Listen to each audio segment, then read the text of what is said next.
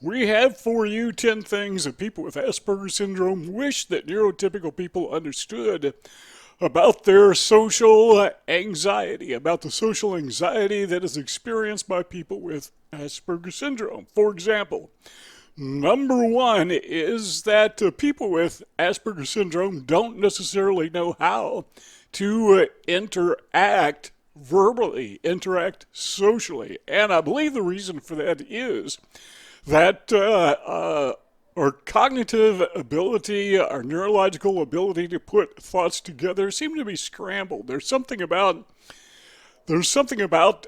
facing people, being around other people that causes our thoughts to, well, kind of scramble. And when our thoughts are scrambled, when we try to speak, that comes out scrambled as well. Now, if you are a person with Asperger syndrome, you probably understand this. You've tried to talk to somebody, you've tried to make sense, but your brain isn't making sense. What comes out is, well, it sounds like nonsense. And then the person who is neurotypical kind of gives you that look, or maybe looks away and says to themselves, this person is just kind of weird. What's wrong with this person? They can't seem to talk. Well, people with Asperger syndrome want you to know it's not that they're trying to be, they want you to know that this is something that's just kind of something they can't avoid. They can't help but doing it. Number two is explaining is difficult. By that I mean explaining what they are experiencing is difficult. And the way that I like to explain it to neurotypical people is I understand that most people are terrified of public speaking. Unless they are very experienced and have gone through this before, getting before a crowd, a group of people, is terrifying. And they go through something that is very similar. Most people go through something that is very similar that an Aspie goes through when an Aspie is just talking to one or two people. So, if you are a person who is neurotypical, you're not a person with Asperger syndrome, you're not on the autism spectrum, how do you feel when you are called upon to speak to a large group, a large audience? Whatever it is that you're going through, that's what Aspies tend to go through one-on-one. Okay, now you understand. Number three is this. People with Asperger syndrome tend to be overwhelmed by groups. There is something about a large group of people that is just, it's not comforting. It's intimidating.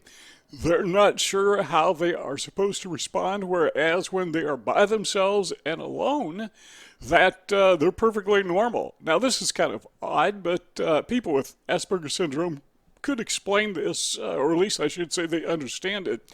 They may have a difficult time explaining it, but when people when Aspies are alone at home or wherever, they're perfectly normal. They're just like everybody else most of the time. It's just when they're around a number of people, maybe as few as one other person, that this inhibition sets in, this mind scrambling sets in. But other than that, seems to me they're perfectly normal. Number four is they want you to know, people with Asperger syndrome want you to know that they are not aloof. The reason that they stand back from other people, that they don't engage in conversation, is because, well, they just can't. And when they try to, it just gets worse because people tend to push them away. As I like to say, neurotypical people usually have one or two responses to individuals with Asperger syndrome. Number one is they try to push those people away from them, or number two, they try to get away from the people with Asperger syndrome. But they're not aloof. They're not arrogant. It's not that they think they're too good to talk to you. Rather, just the opposite is true. They are inhibited. Sometimes they are even fearful of other people. Number five is, well, why is it that people with Asperger syndrome prefer to send texts and emails rather than phone calls? It is because when we send text messages, when we send emails, we are able to think clearly, and so we are able to articulate our thoughts clearly, just like you do when a neurotypical person does when he or she is speaking. We can't do that so well when we're speaking, so we prefer to use text and emails. So we typically don't pick up the phone if it rings. We typically rather don't make phone calls. But if you want to communicate, check your email because that's where we best communicate. Number 6 is that sometimes we get tired. Fatigue sets in. Now, imagine going through your entire day and you can't effectively communicate with anybody ever. Maybe a rare occasion, a very close relative, but it's virtually impossible. You just can't communicate with a neighbor, with a guy at the store, with the people that you work with. Nowhere ever can you effectively communicate with individuals. They think you're kind of weird when you try. And then imagine going through that every day, day after day, week after week for your entire life. It gets tiring. It becomes very fatiguing, and people just don't understand you. Again, they think you're kind of weird. They think you're a space alien. They think maybe you're aloof, that maybe there's something wrong with you, that maybe you're just not all there mentally. I mean, people actually think these things. So for a person with Asperger syndrome, that becomes very tiring. Number 7 is people with Asperger syndrome are extremely self-conscious. Now, when you, being an individual who is neurotypical or out and about, you're probably conscious of yourself, you're conscious of your environment, and you're conscious of your interaction with your environment, but it's repressed back in your mind. Obviously, you know you're in a crowd, but it's not at the forefront of your mind because you are conditioned mentally, you are neurologically conditioned to that environment. You're perfectly comfortable there. But in this case, with a person with Asperger's syndrome, it's kind of like a fish out of water. Yeah, you're very much aware of your environment, but you're not comfortable in it, and you can't seem to function properly in it. So you become very self-conscious that you are in an environment in which you cannot function properly. And again, imagine going through that every single day of your life, day in and day out, as long as you can remember. Number 8 is that they want you to know that they are left out of the conversation, not because they want to be, but because they can't participate. So if there is a conversation going on and there's a person with Asperger syndrome anywhere nearby, chances are the person who is an Aspie isn't participating in the conversation. It's not because they don't care. It's not because they don't want to socialize. It's because, well, they just can't.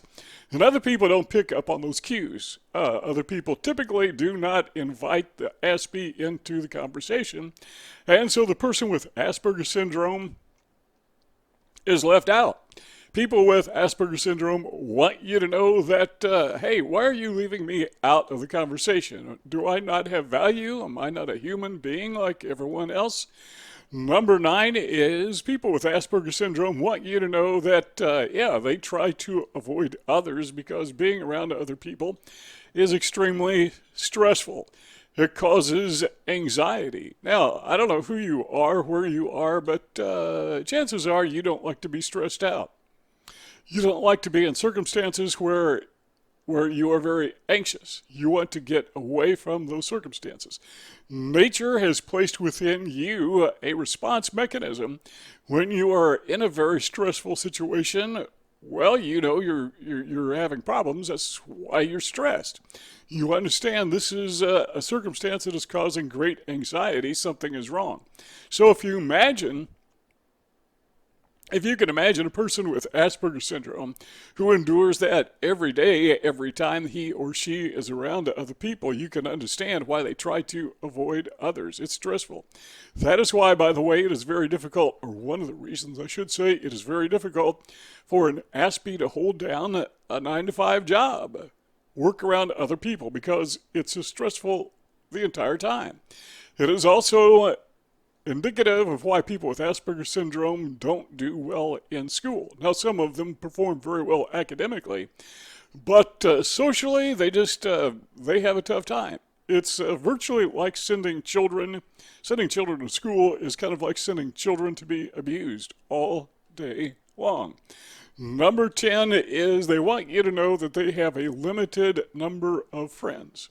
Sometimes people with Asperger's syndrome have no friends at all. I mean, they just have nobody. Maybe their immediate family, but as far as just close friends with whom they can confide, in whom they can confide, there just absolutely positively is Virtually nobody. Maybe one or two or three at the most, but that's it. People with Asperger syndrome want you to know they have a circle of friends or they don't, but they don't have a large circle of friends. If you'd like this conversation to continue, all you got to do is click one of those two rectangles that you see at the right hand of your screen, and we'll just keep on talking. And if not, well, then thanks for stopping by, and we will see you all next time.